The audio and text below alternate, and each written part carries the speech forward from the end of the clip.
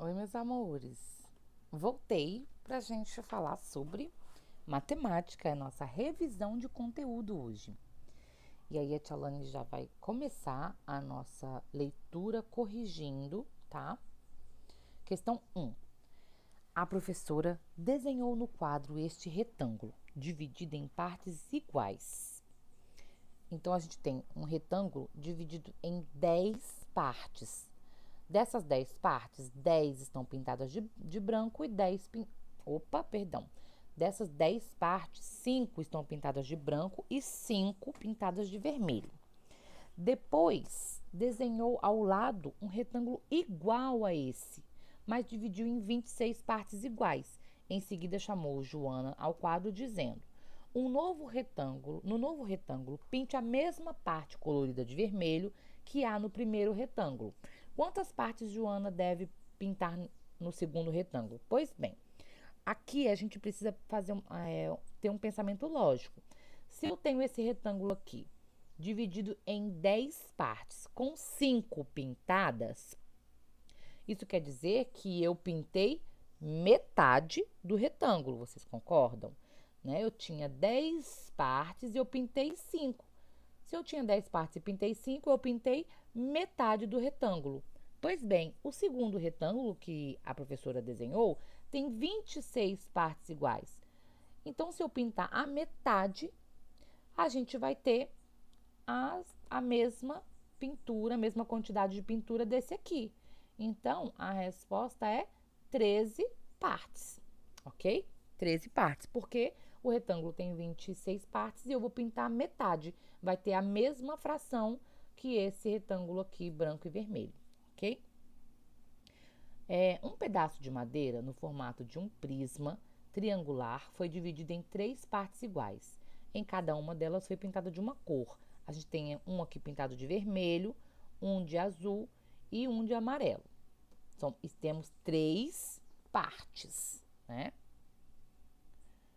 Que fração do pedaço de madeira não foi colorida de vermelho? Lembra, a gente tem 3 partes e 2 sem ser vermelho.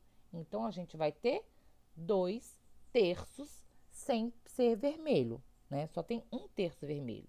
Os outros 2 pedacinhos não são vermelhos. Então, a resposta é a letra B.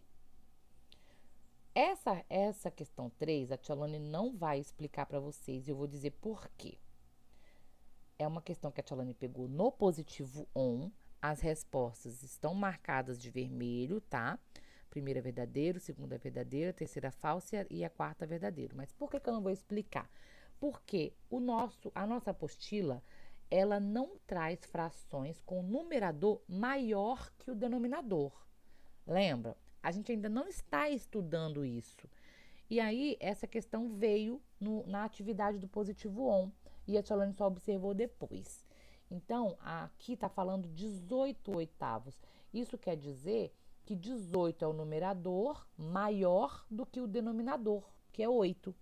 Então, eu não vou explicar essa questão, senão vocês não vão conseguir alcançar o raciocínio. Mas não se preocupem que não tem uma questão parecida com essa na nossa avaliação, tá bom? E aí a gente vai para a questão 4.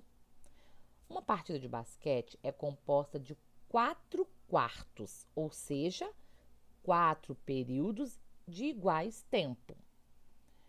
Quais das frações a seguir representam a metade de uma partida? Então, se eu tenho uma partida com 4 quartos, se passou 2 partes, passou a metade da partida. Então, a resposta correta é a letra C, ok? Questão 5. Observe as tiras retangulares do mesmo tamanho. Note que cada uma delas foi dividida em partes iguais. A tira é do mesmo tamanho. E aqui a gente tem 3 partes, aqui a gente tem 6 partes e aqui a gente tem 9 partes, ok? Quais das frações a seguir são equivalentes a 2 terços dessa tira? Como se a gente tivesse repartido a tira em 3 e pintado 2 partes. A Tia Lani marcou tanto a letra quanto a tira para vocês perceberem que se eu tenho, 6 partes aqui, então se eu divido em 3, 2 aqui é uma parte, 2 aqui é outra parte e 2 aqui é outra parte. Então, 2/3 são essas 4. Então, 4/6. Aqui é a mesma coisa, ó. São 2 partes de 3. Se eu pego essas 9 figuras e divido em 3, vão dar 3, porque 9 dividido por 3 dá 3. Então, 2/3, 2 partes de 3 desse retângulo, são 6/9, tá? Ficou meio deslocadinho aqui, mas é a letra D. Então, a letra A e a letra D, ok? Questão 6. Mateus está treinando o salto em distância. Observe os 2 saltos dados por ele com base nas vistas superiores de cima da caixa de areia que estão representadas abaixo das cenas de cada salto. Aqui, ó. O primeiro salto, de 3 partes, ele pulou 2, né? Então, de 3 partes, ele pulou 2. O segundo salto, de 6 partes, ele pulou 5. Então, quais são as frações da caixa de areia que representam a distância atingida nos saltos de Mateus? Lembra lá na primeira? Ele pulou 2 partes de 3, ele pulou 2/3.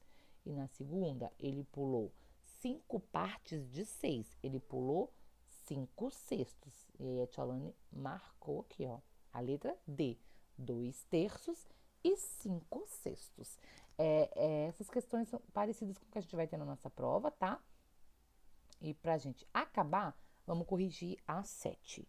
1 minuto equivale a 60 segundos. Se o ponteiro dos segundos percorrer 1/3, ou seja, 60 segundos dividido por 3, dá 1/3. Isso corresponde a quantos segundos? 20 segundos. E no caso da figura, ajudou muito a gente a entender, né? 20 segundos. Ok, quinto ano. Corrijam a atividade com calma, tá? Prestem atenção no que a tia Alane falou. Qualquer dúvida, procura a tia Alane, que eu vou tentar explicar para vocês em forma de áudio ou durante as nossas lives, tá bom? E é isso aí. Beijos e até daqui a pouco, gente.